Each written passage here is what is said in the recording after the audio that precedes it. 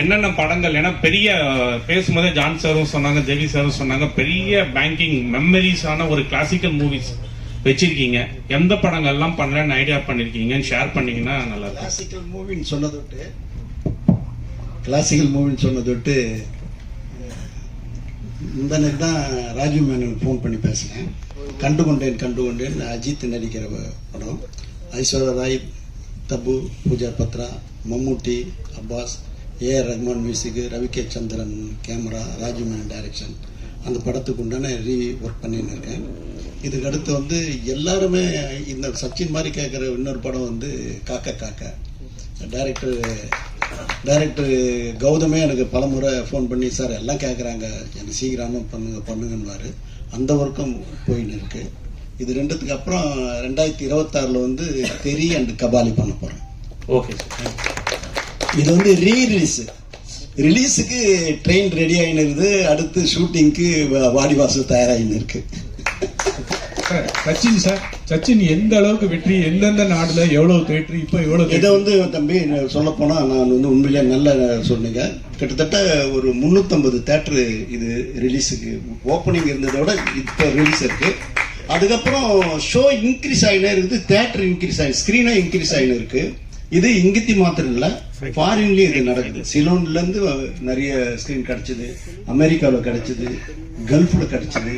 அது போக வந்து யூரோப்ல, யூகேல, எல்லா இடத்துலயும், கனடாவில், ஆஸ்திரேலியாவில் எல்லா இடத்துலயும் ஏறி இருக்குது. அதான் முதல் படத்துல வந்து எனக்கு வந்து ஒரு ஒரு ஒரு கௌரவமான ஒரு லாபம்னா அந்த மாதிரி ஒரு 10 மடங்கு லாபம். அதனால இது வந்து கமலா தியேட்டர் ஓனர் சொன்னாரு, என்கிட்ட சொன்னாரு, அந்த தம்பி இந்த படம் வந்து நிச்சயமா 50 நாள்ல இருந்து 100 நாள் போகும்னாரு. அப்போ எல்லாரையும் வர வச்சு கௌரவிச்சு எல்லாருக்கும் அதுக்குண்டான கௌரவத்தை கொடுக்கணும்னு நான் நினைக்கிறேன். நீங்களும் அதுல one of the part. Sir படம் வந்து நல்லா இருக்கு, ஆனா சில விஷயம் ஸ்கிரீன்ல பார்க்கும்போது கொஞ்சம் கிளார் அடிக்கிற மாதிரி இருக்கு, கொஞ்சம் ஏச்சலா இருக்கிற மாதிரி இருக்கு. அது நீங்க பாத்தீங்களா சார்? அதாவது தம்பி, இதுவரெல்லாம் எல்லாருமே பார்த்து இது வந்து கண்ணாடி மாதிரி ஜொலிக்குதுன்னாங்க. முதல் குரல் உங்க குரல் தான். அதுதான் முதல் குரல் உங்களுக்கு தான் தனியா ஒழிச்சிருக்கு. இது 99 குரல் சரியா இருந்திருக்குது. அடுத்து சார், அப்புறம் நீங்க ரொம்ப நாளா வந்து சினிஃபீல்ட்ல இருக்கீங்க, விஜயோட பயணம் பார்த்துருக்கீங்க. இப்ப வந்து அரசியல் பயணம் எப்படி இருக்கும் சார் அவருக்கு? இது திரையுலக பயணம், அரசியல் பயணம். அவர் வெற்றி அவர் வந்து படம் நடிக்க மாட்டேன்னு சொல்லிட்டாரு. அதாவது தம்பி, இது வந்து யூகத்துக்கு பதில் சொல்ல முடியாது இல்லையா? அடுத்துக்கு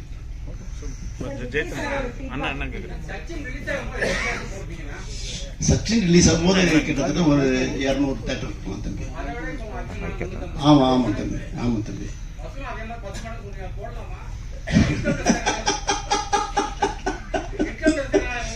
இல்ல இப்ப எல்லாருக்கும் சார், இப்போ கபாலி ரீ-ரிலீஸ் பண்றேன்னு சொல்லிருக்கீங்க. பட் கபாலி 2 வந்து பண்ண போறேன்னு சொல்லியிருந்தாங்க ஆல்ரெடி. அது ஏதாவது நடந்துட்டு இருக்கா சார்? வருமா? இப்போதைக்கு இப்ப சொன்ன லைனப்ல தான் நான் இருக்கிறேன். அடுத்து வரும்போது சொல்றேன் சார். விஜய் சார் பேசுறாங்க சார் படத்தை இன்னும் நான் சந்திக்கணும்.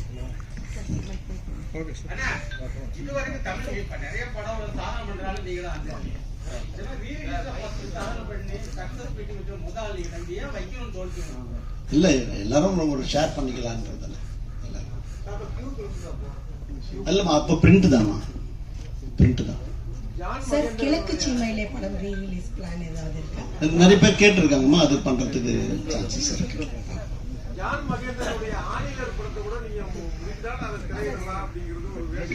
அது யார் ப்ரொடியூசர் தெரியல, நான் கேட்டுக்கிறேன். இல்ல நான் கேட்டுக்கிறேன். தனு சார், ஒரு கொஸ்டின் கேட்கலாமா? சச்சின்கிற வெற்றிக்கு அந்த பேர் ஒரு மிகப்பெரிய காரணம்னு எல்லாருக்கும் ஃபீலிங். சச்சின் டெண்டுல்கர் பீக்ல இருந்த டைம் அது எவ்வளவு தூரம் அஃப்கோர்ஸ் ரியலிஸ்டிக்லி உண்மை. ரெண்டாவது கொஸ்டின், மோர் ஹானஸ்ட் கொஸ்டின். ரிலீஸ் ஆன டயத்துல ட்ரேட் சர்க்கிள்ஸ்ல ஃபீல் பண்ணாங்க, நினைச்ச அளவு வெற்றி அவங்க அடையலன்னு அந்த ஃபிகர்ஸை கோட் பண்ணாங்க. அதுவும் எவ்வளவு தூரம் உண்மை? I just need honest answer. அதாவது நான் எல்லாரும் சம்பாரிச்சதோடு தான் எனக்கு ஓவர்ஃப்ளோ கண்டது. அந்த ஓவர்ஃபுல் எடுத்துன்னு போய் ஒரு பகுதி எடுத்துன்னு போய் எஸ்ஏ சந்திரசேகருக்கு லாபம் வந்ததுன்னு கொடுக்குறேன் சார். லாபம் வந்து சொன்னதே போதும் சார், எங்களுக்கு பணம் வேணாம் திருப்பி கொடுத்தாரு. இதுதான் உங்களுக்கு ஆன்சர். சொல் தம்பி.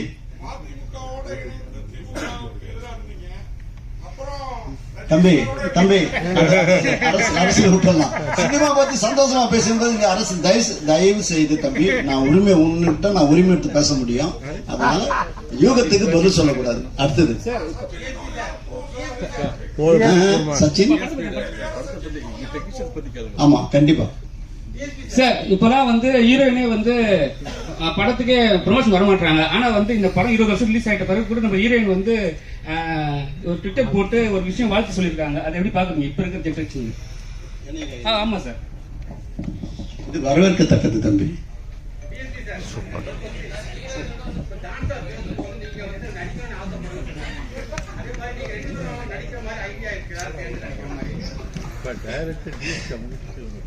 ஆமா சார், தானு சார் ரொம்ப வருஷமே கேட்டிருந்தாரு. ஐ மீன் நிறைய படங்கள் அந்த மாதிரி ஆஃபர் வந்திருக்கு. அது பத்தி ரொம்ப இறங்கி யோசிக்கல. அது இசை நல்லா இருக்குன்னு அப்படியே போயிட்டே இருக்கும்.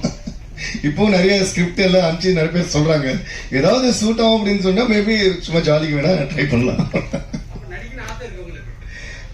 அதாங்க, அப்படி ஆசை இருந்தா பண்ணிட்டு இருப்பேன் நேரம். அந்த அந்த ஆசை வந்து பயங்கரமான ஆசையா இல்ல, அந்த இசை தான் பயங்கரமான ஆசையா இருக்கு. அதுதான் அவர் இப்படியே சிரிப்பார் பாருங்களேன். நான் சொன்னது கரெக்டா இருக்கும். மாஸ்டர் சிரிங்க. சேம் தான். அது என்னன்னா எல்லாமே அமையணும். நம்ம ஏதோ ஃபோர்ஸ் பண்ணி நம்மளும் பண்ணணும்னு பண்ணக்கூடாது. நம்ம இப்ப ஏதோ நம்ம எங்க வேலையை வந்து சரியா செய்யணும்னு முயற்சி பண்ணிட்டு இருக்கோம். ஒருவேளை அப்படி அமைஞ்சிச்சுன்னா, ஒருவேளை நமக்கு எல்லாமே சரியா அமைஞ்சிச்சுன்னா இன்னும் நடக்கலாம். அவ்வளவுதான் தவிர நம்ம ஃபோர்ஸ் தான் இது பண்ணி ஆகணுன்றதெல்லாம் கம்பல்சரி எங்களுக்கு அது தோணலை. எனக்கு தோணலை. இது சொல்லிட்டேன் உங்களுக்கு. ஆத்திச்சூடி சாங் பார்த்துருப்பீங்க. என்ன பர்ஃபார்மன்ஸ் ஷோபி பண்ணியிருக்குன்னு தெரியும். நல்ல கலைஞன். ஆனா அவனுக்குள்ள ஒரு இயக்குனர் ஒளிஞ்சுன்னு இருக்கிறான். அது என்ன வெளிப்படுறான்னு தெரியல. நானும் சொல்லி இருக்கேன். நன்றி சொல்லி இயக்குனர் முடிப்பார்.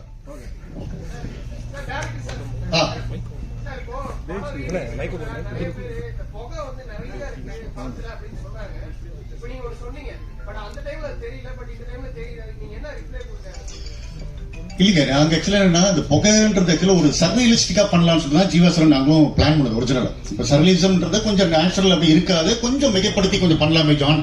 நான் ஏற்கனவே இதே கடை நான் பண்ணியிருக்கேன். நானு இந்த படத்துல வேற ஒரு ஸ்டைல் பண்ணலாம், அதாவது இங்கெல்லாம் கூட ஸ்மோக் இருக்குமான்னு பண்ணலான்னு.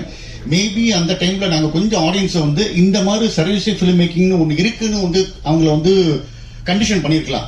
அதனால வந்து ஜாஸ்தி புகைன்னு ஃபீல் பண்ணாங்க. பட் இன்னைக்கு இருக்கிற ஆடியன்ஸ் வந்து அது பெருசா யாரும் ஒன்றும் குறைய சொல்றது இல்லை. இன்ஃபேக்ட் சொல்ல நிறைய பேர் வந்துட்டு படம் ஸ்டார்டிங்ல இருந்தே நீங்க கிளவுட்ல இருந்து ஆரம்பிக்கிறீங்க சார், ஸோ பிகினிங்ல இருந்தே இது வந்து அந்த இடத்துல நடக்கிற ஒரு கதை மாதிரி நீங்க கண்டிஷன் பண்ணிருக்கீங்கன்றாங்க. பட் நாங்க அப்படி நினைச்சு பண்ணல. பட் டைட்டில் இருந்தே அது ஒரு மூடு ஸ்டார்ட் ஆயிடுது. அதனால இன்னைக்கு யாரும் அதை பத்தி ஒன்றும் பெருசா கம்ப்ளைண்ட் பண்ணல சார். எல்லாம் மீறி தான் படத்தை என்ஜாய் பண்றாங்க. ஏர்போர்ட்ல கூட அந்த புகை வரதுனால தான் சார் அந்த டவுட். ஆமாமா, எல்லா இடத்துலயும் இப்ப நீ விட்டுருந்தீங்கன்னா இப்ப இங்க கூட விட்டுருமா நீங்க வரலன்னு டேங்க் பண்றீங்க. ஆமா இல்லைங்க, நான் ஆக்சுவலா அதான் சொல்லுவேன். யாராருக்கு எங்க கண்ணு போகும் தெரியல எங்களுக்கு.